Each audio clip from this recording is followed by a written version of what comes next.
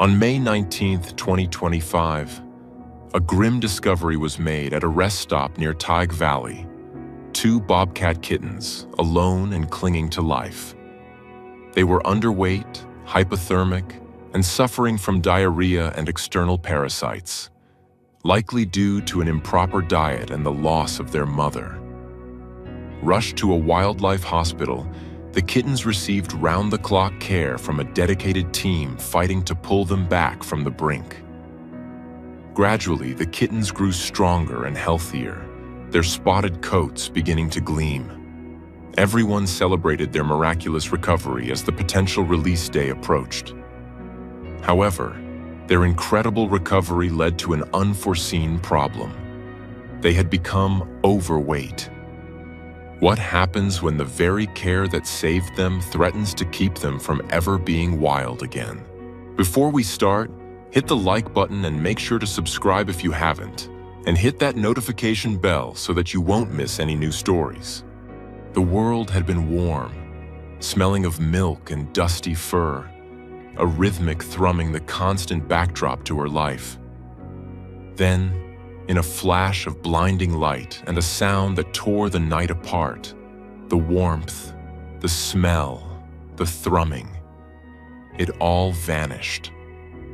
For 2 days, the 2 bobcat kittens had huddled in the hollow of a juniper root, their tiny bodies pressed together against a cold that seemed to seep from the very soil. Hunger was a sharp, biting thing in their bellies, a pain that eclipsed the fear. Their cries, at first insistent, had dwindled to reedy, pathetic mews that the Oregon wind snatched away like dandelion fluff. Their mother, a master of the high desert, had taught them the first lessons of silence and shadow in their 4 short weeks of life. She would have never chosen this place, a noisy, foul-smelling patch of asphalt where giant, roaring beasts came and went. But she had been desperate, her hunting grounds fractured by the ever-expanding ribbon of road. The rest stop, with its overflowing trash cans, offered a desperate gamble. It was a gamble she had lost. Earl Thompson felt the chill right through the worn flannel of his shirt.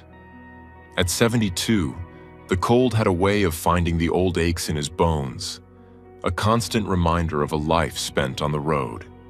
He'd been a long-haul trucker for 45 years, and the rumble of an engine was more familiar to him than his own heartbeat.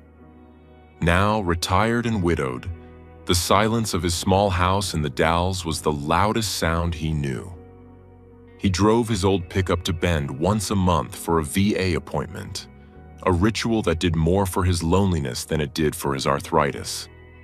He pulled into the Tyge Valley rest stop just as the sun was painting the eastern sky in shades of pale rose and lavender. He stretched, his back cracking a satisfying report, and headed for the restroom. It was on his way back, as he paused to look out over the vast, sage-dotted landscape, that he heard it. A faint, high-pitched cry. He froze, his old ears straining. A bird? No, it was too weak, too desperate. He followed the sound, his worn leather boots scuffing on the gravel path that led to a small picnic area. There, tucked into the exposed roots of an ancient juniper, was a miserable little bundle of spotted fur. Then he saw it was 2 bundles. 2 tiny kittens, their eyes barely open, their fur matted and filthy. They were shivering violently, their bodies trembling with a desperate, fading energy. Earl's heart, a tough, road-weary muscle, gave a painful lurch. He'd seen a lot of things in his life, but the sight of these 2 creatures, so small and so utterly alone, struck him to the core. He knew nothing about wild animals, except that you were supposed to leave them be. But leaving these 2 felt like a death sentence. Their faint cries were a plea he couldn't ignore. Carefully, he shrugged off his thick denim jacket. He hesitated for only a moment. Then gently, with hands surprisingly deft for their size, He scooped the two cold bodies into the warm, fleece-lined interior. They barely stirred, their weight next to nothing. As he cradled the jacket, he felt a faint, almost imperceptible vibration against his chest. A shiver, or perhaps the last sputtering effort of a purr. He hurried back to his truck, cranked the heat to full blast, and pointed the nose of the old Ford towards Bend, driving faster than he had in years. He didn't know exactly where he was going, but he knew he had to find help. A quick search on his phone, his big fingers fumbling with the small screen, gave him a name: High Desert Wildlife Hospital. Dr. Anya Sharma looked at the two pathetic creatures nestled in the emergency incubator and felt a familiar mix of anger and sorrow. Anger at the road that had almost certainly claimed their mother, and a deep, profound sorrow for the lives it had orphaned. "What have we got, Ben?"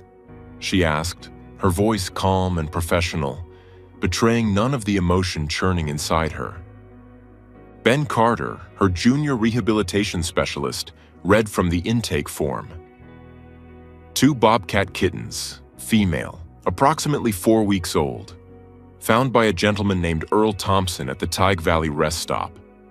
Hypothermic core temps were barely 92. Dehydrated, suffering from severe diarrhea. And, he said, wrinkling his nose, a serious case of fleas and ticks. Anya nodded, pulling on a pair of sterile gloves. "Okay, let's get to work. I want subcutaneous fluids now. And let's get a fecal sample to check for internal parasites. I'll start on the fleas." For the next few hours, the 2 kittens were the sole focus of the small hospital's universe. Anya, with the patience of a saint, meticulously combed through their fur with a fine-toothed flea comb, drowning the tiny black parasites in a cup of soapy water. Ben administered the warm fluids, a gentle bulge appearing under the loose skin of their necks. He prepared a special formula, a high-calorie milk replacer designed for exotic felines, and warmed it to a precise 100 degrees Fahrenheit. The first feeding was a struggle. The kittens were too weak to suckle properly.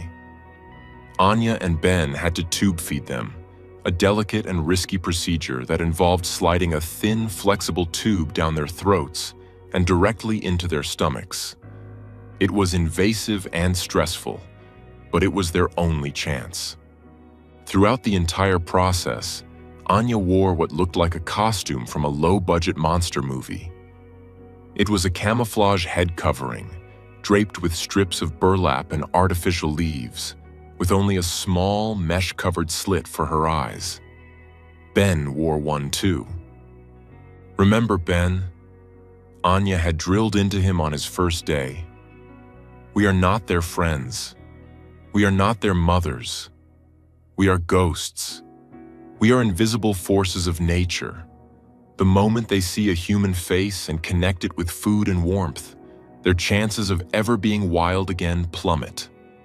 So they worked in silence, their movements slow and deliberate, their identities hidden behind the strange, leafy masks. They were not people. They were the rustling of the wind, the shadow of a branch. After the feeding, Ben used a warm, damp cotton ball to gently stimulate their rears, mimicking the grooming of a mother cat to encourage them to relieve themselves. It was a job that lacked glamour, but it was as essential as any medicine. For 3 days, the kittens lived on the knife's edge between life and death. They were named, not with pet names, but with the sterile geographic markers of their origin: Tyg and Deschutes.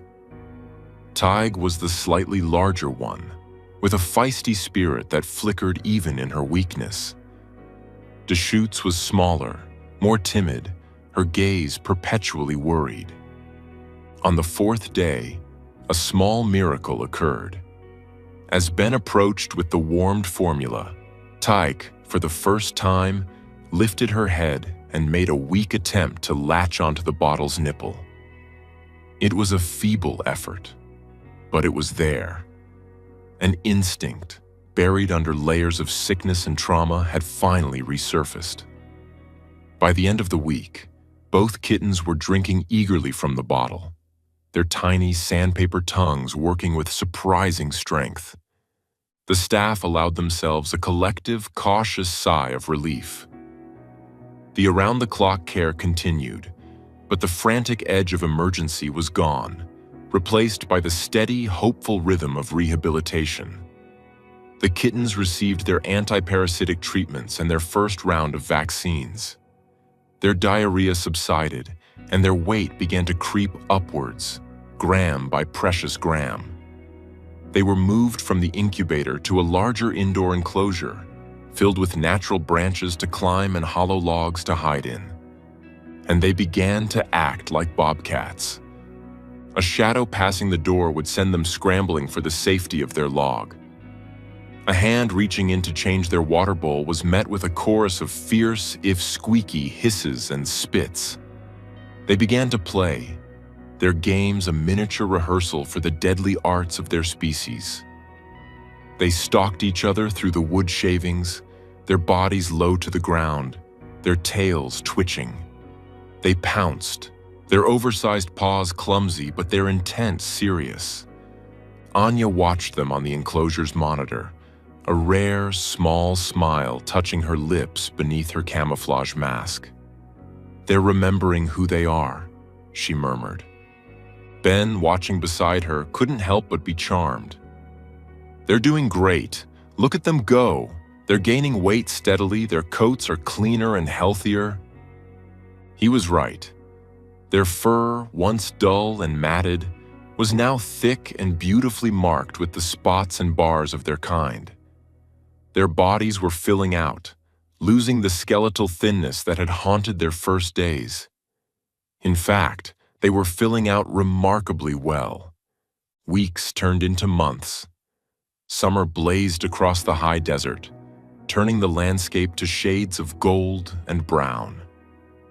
Inside the cool, quiet hospital, Tig and Deschutes thrived. They thrived perhaps a little too well. The bottle feeding had given way to a mush of ground meat, and then to small, whole prey, mice and chicks provided by the center. The kittens dispatched them with a ruthless, innate efficiency that was both grim and gratifying to watch. It meant they had the skills. They had the instincts. They also had bellies. "I'm starting to get worried, Anya," Ben said one afternoon in late July. They were reviewing the kittens' weekly weigh-in charts. The upward trajectory was not just steady, it was steep. "They're healthy," Anya replied, though her eyes were narrowed with concern as she watched the live feed. On the screen, Deschutes was lying on her back, batting lazily at a pine cone. Her belly was a round, fluffy drum. "They're more than healthy.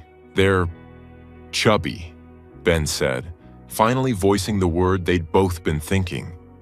He'd taken to calling them his chubby girls in private, a term of endearment that Anya gently discouraged. "Wild bobcats don't have this much downtime," Anya mused, tapping a pen against her chin. "Or this much readily available food. A mother would be making them travel, teaching them to hunt for themselves. They'd be burning calories constantly." Their rehabilitation, for all its meticulous planning, had an unavoidable flaw. It was too safe, too comfortable. They had saved the kittens from starvation, but in doing so, they had introduced them to a life of plenty that their wild counterparts could never imagine.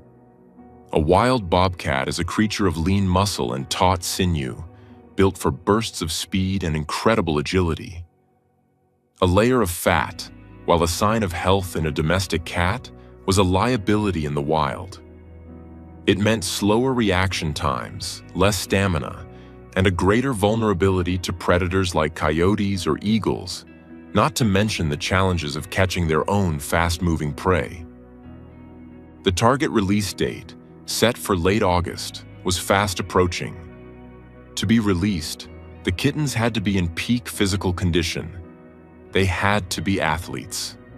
Right now, as Tig sprawled in a patch of sunlight, looking less like a wild predator and more like a well-fed house cat, they were far from it.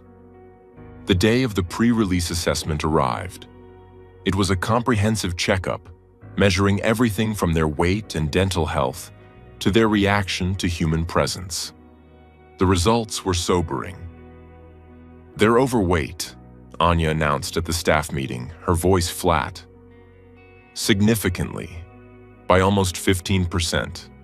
Their muscle tone is good, but it's buried under a layer of subcutaneous fat.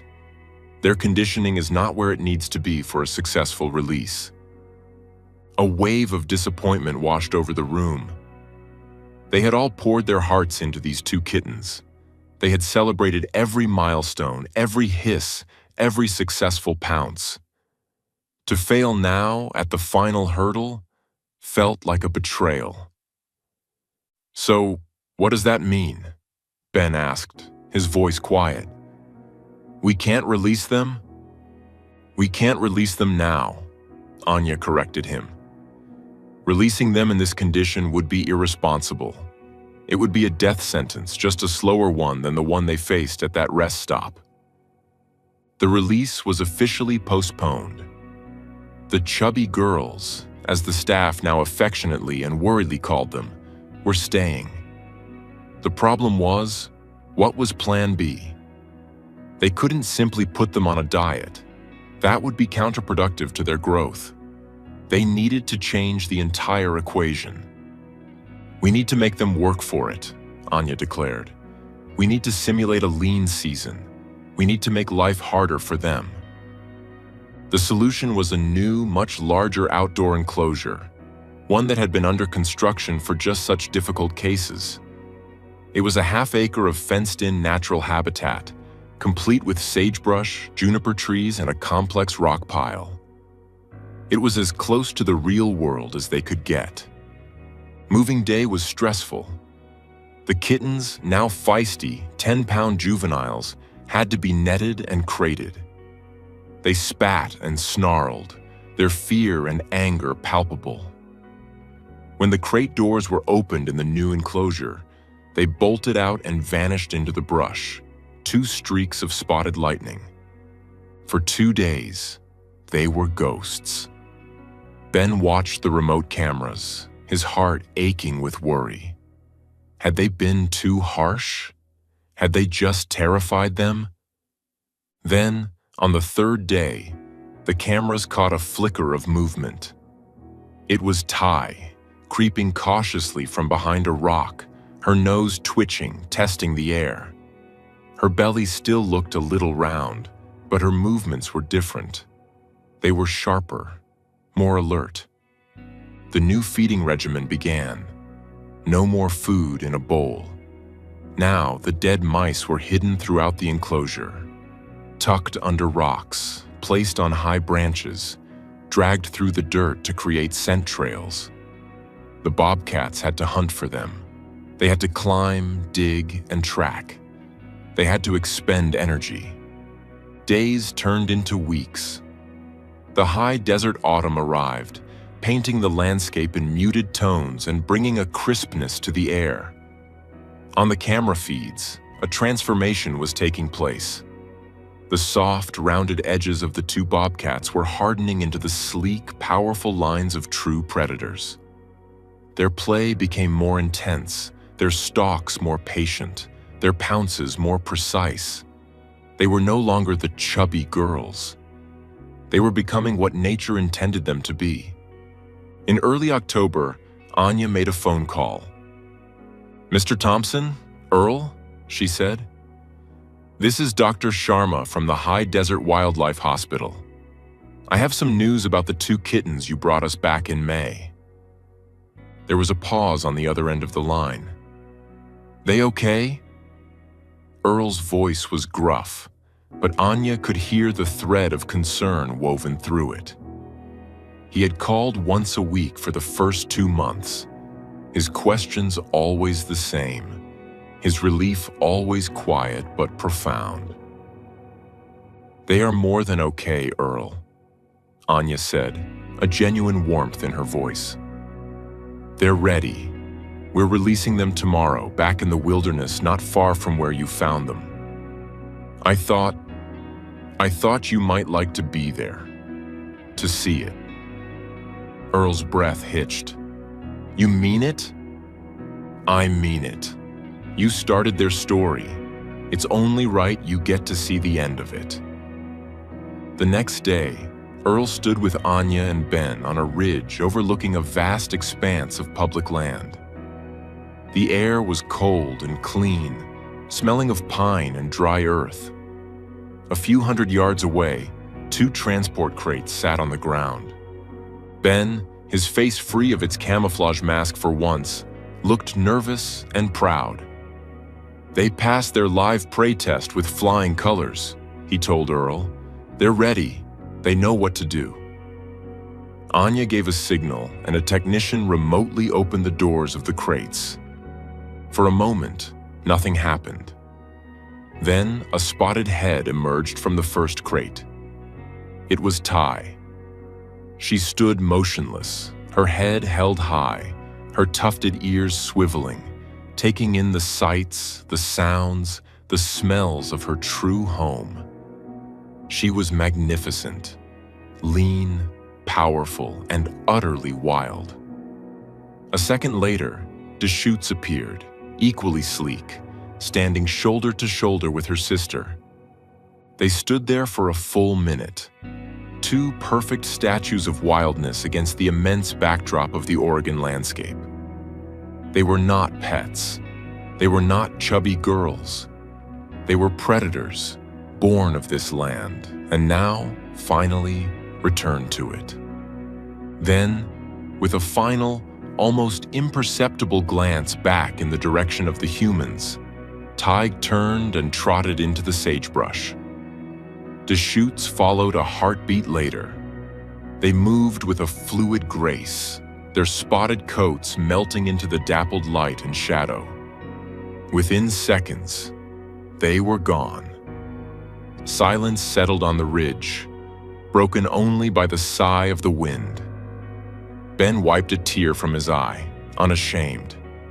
Anya's professional composure had cracked, and a wide, brilliant smile lit up her face. Earl just stared at the spot where they had vanished, his old heart full to bursting. He thought of that cold May morning, of the 2 shivering bundles in his jacket, of the faint, desperate vibration he had felt against his chest. He had been a lonely old man on a lonely road. But in that moment, he had been part of something vast and beautiful. He had been the first link in a chain of compassion that had stretched from a cold patch of asphalt all the way to this wild, free ridge. The Bobcats were gone, but they had left something behind for him, too. The silence in his small house wouldn't seem so loud anymore. It would be filled with the memory of 2 lives saved, 2 wild spirits returned to their rightful home, a heartwarming echo in the quiet autumn of his own life.